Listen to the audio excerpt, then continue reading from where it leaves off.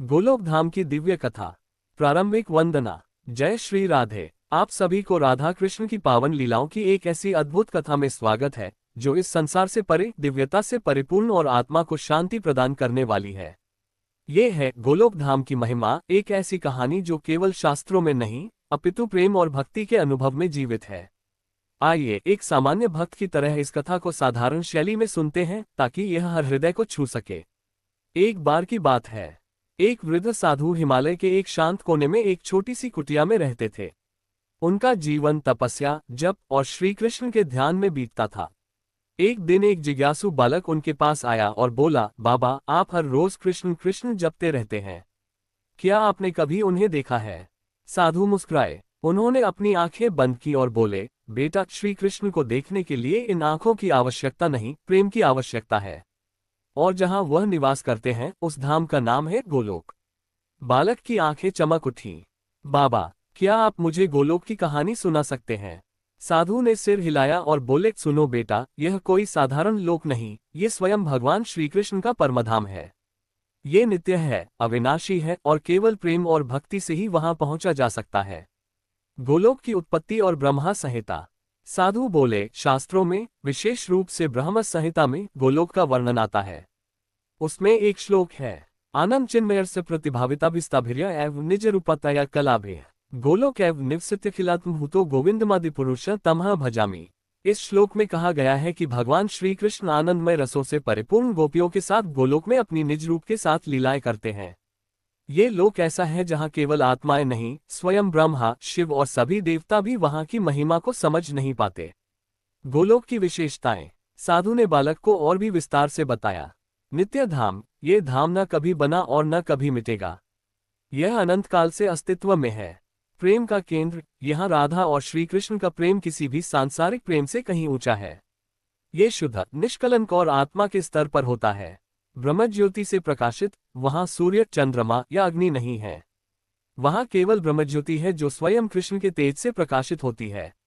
नित्य महोत्सव, वहां रासलीला, होली, झूलन उत्सव, यमुना स्नान, बांसुरी की धुन, ये सभी लीला निरंतर होती रहती हैं। कोई विश्राम नहीं, केवल उत्सव। माया से परे, ये धाम माया के प्रभाव से मुक्त है।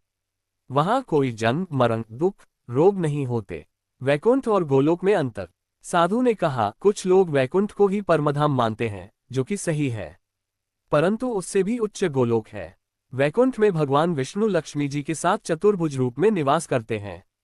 वहां ऐश्वर्य प्रधान है, परंतु गोलोक में कृष्ण दो भुजाओं में, राधा रानी के साथ, गोपियों, ग्वालों और गायों के बीच सरलता और माधुर्य में रहते हैं। वहां प्रेम है, बंधन है, पर यह बंधन शुद्ध भक्ति का है। गोलोक की झलक। ब्रह्मा जी का अनुभव। एक दिन ब्रह्मा जी ने श्री कृष्ण से प्रार्थना की, प्रभु, मुझे आपके उस रूप का दर्शन दीजिए जो इस जगत के पार है। तब श्री कृष्ण ने मुस्कुराते हुए ब्रह्मा जी को गोलोक की झलक दी।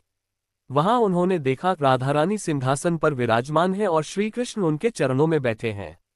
गोपियां बांसुरी की धुन पर नृत्य कर रही हैं। हर ओर प्रेम का झरना बह रहा है।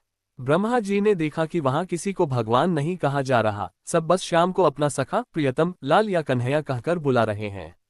ब्रह्मा जी के अश्रु बह निकले। उन्होंने अनुभव किया कि ईश्वर वहां नहीं, प्रेम वहां सबसे बड़ा है। राधा रानी की दिव्यता। साधु ने बालक से कहा, बेटा, राधा रानी को समझना संसार का सबसे कठिन विषय है। वे केवल श्री कृष्ण की प्रिय नहीं, वे स्वयं प्रेम की अधिष्ठात्री देवी हैं। गोलोक में वे ही प्रधान हैं। कृष्ण वहां उनकी इच्छा से ही लीला करते हैं। राधा रानी का एक नाम है स्वरूप शक्ति, वही श्री कृष्ण के आनंद का स्रोत है। गोलोक की प्राप्ति कैसे संभव है? बालक ने पूछा, बाबा, क्या मैं भी वहां जा सकता हूं? साधु ने धीरे से उत्तर दिया, बेटा, वहां तक जाने का मार्ग केवल प्रेम है।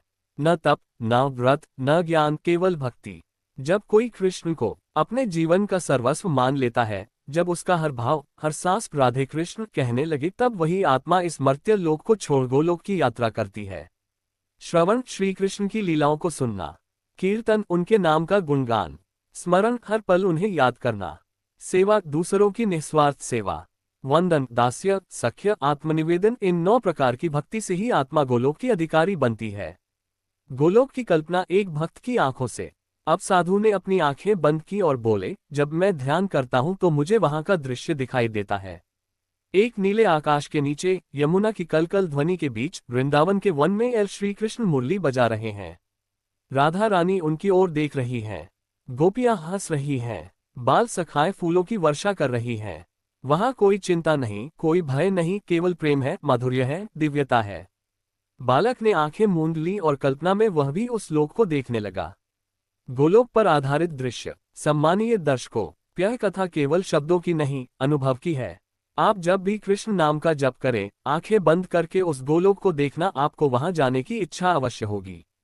यदि यह कथा आपको प्रिय लगी हो तो इसे औरों तक पहुंचाएं। हमारे चैनल को सब्सक्राइब करें, वीडियो को लाइक करें और अपने विचार कमेंट्स में साझा करें। समापन संदेश। गोलोक एक सपना नहीं, एक यथार्थ है जो प्रेम, भक्ति और आत्मसमर्पण से प्राप्त किया जा सकता है। आज भी जब कोई हृदय से श्याम पुकारता है तो राधे के उस धाम में एक झनकार होती है। जय श्री राधे, जय श्री कृष्ण। अंत तक सुनने के लिए आपका आभार। इस कथा को अधिकतम लोगों तक पहुंचाएं ताकि हर आत्मा गोलोक की ओर बढ़ सके।